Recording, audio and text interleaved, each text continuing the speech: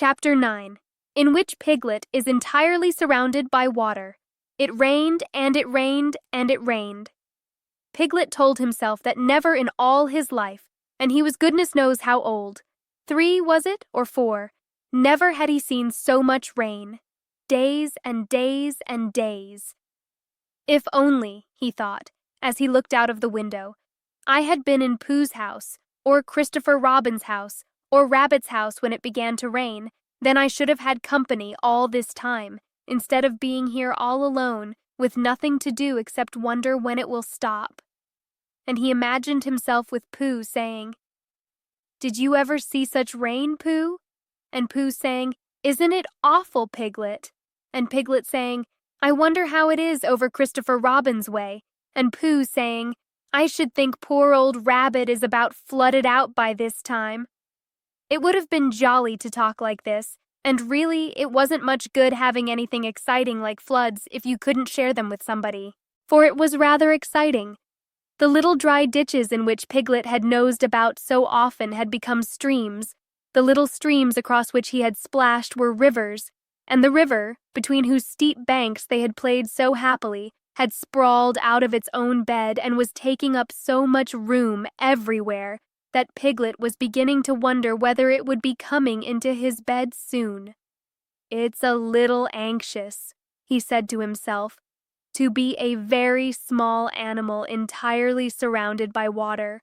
Christopher Robin and Pooh could escape by climbing trees, and Kanga could escape by jumping, and Rabbit could escape by burrowing, and Owl could escape by flying, and Eeyore could escape by making a loud noise until rescued, and here am I, surrounded by water, and I can't do anything." It went on raining, and every day the water got a little higher, until now it was nearly up to Piglet's window, and still he hadn't done anything. "There's Pooh," he thought to himself. "Pooh hasn't much brain, but he never comes to any harm. He does silly things, and they turn out right. There's Owl. Owl hasn't exactly got brain, but he knows things. He would know the right thing to do when surrounded by water. There's Rabbit. He hasn't learnt in books, but he can always think of a clever plan. There's Kanga. She isn't clever, Kanga isn't, but she would be so anxious about Roo that she would do a good thing to do without thinking about it. And then there's Eeyore, and Eeyore is so miserable anyhow that he wouldn't mind about this. But I wonder what Christopher Robin would do?" Then suddenly he remembered a story which Christopher Robin had told him about a man on a desert island who had written something in a bottle and thrown it in the sea. And Piglet thought that if he wrote something in a bottle and threw it in the water, perhaps somebody would come and rescue him. He left the window and began to search his house, all of it that wasn't under water, and at last he found a pencil and a small piece of dry paper and a bottle with a cork to it. And he wrote on one side of the paper, "Help, Piglet, me." And on the other side, "It's me, Piglet, help, help." Then he put the paper in the bottle, and he corked the bottle up as tightly as he could, and he leant out of his window as far as he could lean without falling in, and he threw the bottle as far as he could throw. Splash! And in a little while it bobbed up again on the water, and he watched it floating slowly away in the distance, until his eyes ached with looking, and sometimes he thought it was the bottle, and sometimes he thought it was just a ripple on the water which he was following, and then suddenly he knew that he would never see it again, and that he had done all that he could do to save himself. Winnie the Pooh Piglet Bottle.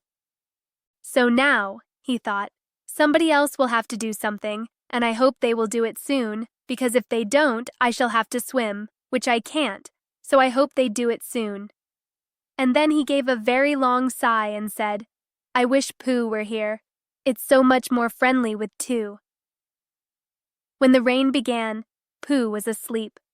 It rained, and it rained, and it rained, and he slept, and he slept, and he slept. He had had a tiring day. You remember how he discovered the North Pole. Well, he was so proud of this that he asked Christopher Robin if there were any other poles such as a bear of little brain might discover. "There's a South Pole," said Christopher Robin, "and I expect there's an East Pole and a West Pole, though people don't like talking about them. Pooh was very excited when he heard this and suggested that they should have an expedition to discover the East Pole, but Christopher Robin had thought of something else to do with Kanga, so Pooh went out to discover the East Pole by himself. Whether he discovered it or not, I forget, but he was so tired when he got home that, in the very middle of his supper, after he had been eating for little more than half an hour, he fell fast asleep in his chair and slept and slept and slept. Then suddenly he was dreaming. He was at the East Pole, and it was a very cold pole with the coldest sort of snow and ice all over it. He had found a beehive to sleep in, but there wasn't room for his legs, so he had left them outside. And wild woozles, such as inhabit the East Pole, came and nibbled all the fur off his legs to make nests for their young. And the more they nibbled, the colder his legs got, until suddenly he woke up with an ow. And there he was, sitting in his chair with his feet in the water and water all round him. He splashed to his door and looked out. "This is serious," said Pooh. "I must have an escape." So he took his largest pot of honey and escaped with it to a broad branch of his tree, well above the water, and then he climbed down again and escaped with another pot. And when the whole escape was finished, there was Pooh sitting on his branch, dangling his legs, and there, beside him, were 10 pots of honey. 2 days later, there was Pooh, sitting on his branch, dangling his legs, and there, beside him, were 4 pots of honey. 3 days later, there was Pooh, sitting on his branch, dangling his legs, and there beside him was 1 pot of honey. 4 days later, there was Pooh, and it was on the morning of the 4th day that Piglet's bottle came floating past him, and with one loud cry of "Honey!" Pooh plunged into the water, seized the bottle, and struggled back to his tree again.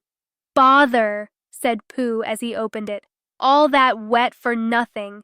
What's that bit of paper doing?" He took it out and looked at it. "It's a massage," he said to himself. "That's what it is. And that letter is a P, and so is that, and so is that, and P means Pooh, so it's a very important massage to me, and I can't read it.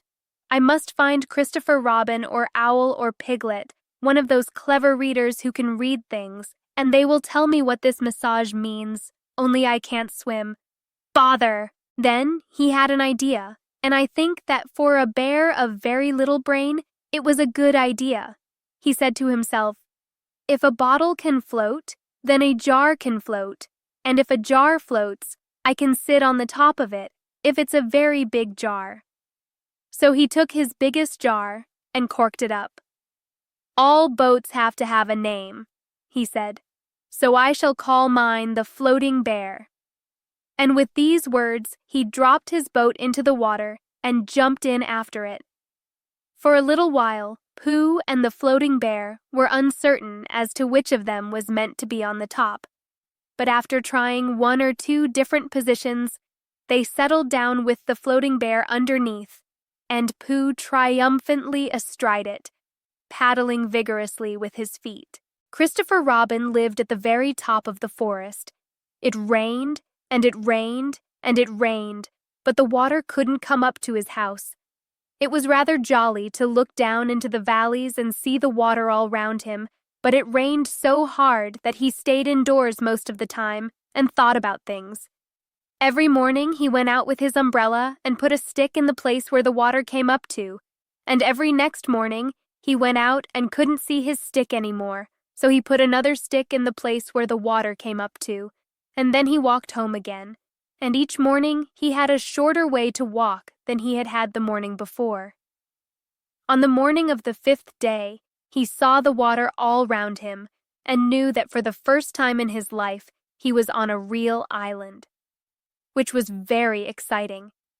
It was on this morning that Owl came flying over the water to say, "How do you do?" to his friend Christopher Robin. "I say, Owl," said Christopher Robin, "isn't this fun? I'm on an island." "The atmospheric conditions have been very unfavorable lately," said Owl. "The what?" "It has been raining," explained Owl.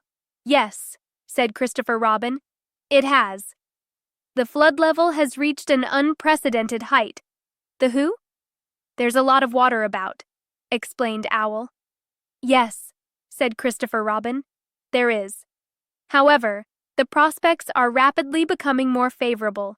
At any moment— Have you seen Pooh? No. At any moment— I hope he's all right, said Christopher Robin. I've been wondering about him. I expect Piglet's with him. Do you think they're all right, Owl? I expect so. You see, at any moment— Do go and see, Owl, because Pooh hasn't got very much brain and he might do something silly, and I do love him so, Owl. Do you see, Owl? That's all right, said Owl. I'll go. Back directly. And he flew off. In a little while he was back again. Pooh isn't there, he said. Not there? Has been there. He's been sitting on a branch of his tree outside his house with 9 pots of honey, but he isn't there now. Oh, Pooh, cried Christopher Robin. Where are you? Here I am, said a growly voice behind him. Pooh! They rushed into each other's arms. How did you get here, Pooh? Asked Christopher Robin when he was ready to talk again. On my boat, said Pooh proudly. I had a very important massage sent me in a bottle, and owing to having got some water in my eyes, I couldn't read it. So I brought it to you, on my boat. With these proud words, he gave Christopher Robin the massage.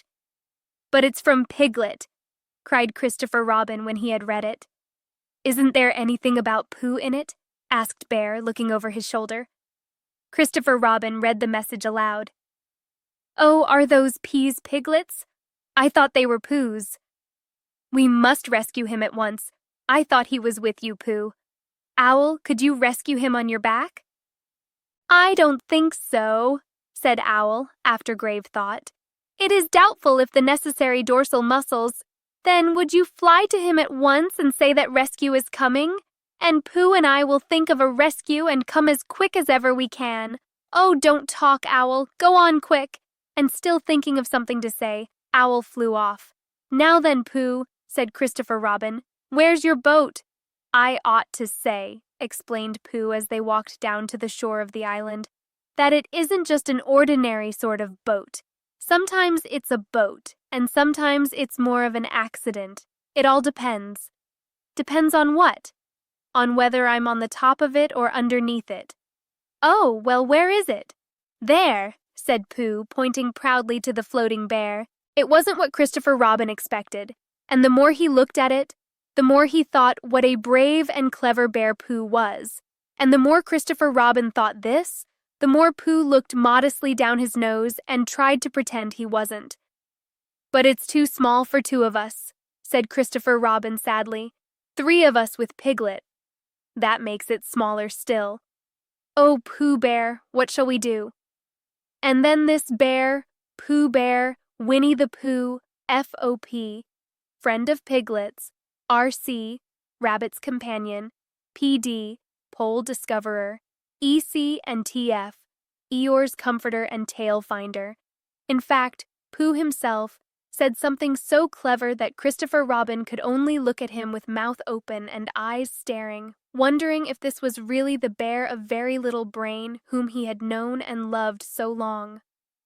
We might go in your umbrella, said Pooh. We might go in your umbrella, said Pooh. We might go in your umbrella, said Pooh. For suddenly Christopher Robin saw that they might. He opened his umbrella and put it point downwards in the water. It floated but wobbled. Pooh got in. He was just beginning to say that it was all right now, when he found that it wasn't. So after a short drink, which he didn't really want, he waded back to Christopher Robin. Then they both got in together, and it wobbled no longer. I shall call this boat the Brain of Pooh, said Christopher Robin, and the Brain of Pooh set sail forthwith in a southwesterly direction, revolving gracefully. You can imagine Piglet's joy when at last the ship came in sight of him. In after years, he liked to think that he had been in very great danger during the terrible flood, but the only danger he had really been in was in the last half hour of his imprisonment, when Owl, who had just flown up, sat on a branch of his tree to comfort him and told him a very long story about an ant who had once laid a seagull's egg by mistake, and the story went on and on, rather like this sentence, until Piglet, who was listening out of his window without much hope, went to sleep quietly and naturally, slipping slowly out of the window towards the water until he was only hanging on by his toes, at which moment, luckily, a sudden loud squawk from Owl, which was really part of the story, being what his aunt said, woke the Piglet up and just gave him time to jerk himself back into safety and say, "How interesting!" And did she? Well, you can imagine his joy when at last he saw the good ship, Brain of Pooh, Captain C. Robin, First Mate P. Bear, coming over the sea to rescue him. Christopher Robin and Pooh again. And that is really the end of the story, and I am very tired after that last sentence. I think I shall stop there.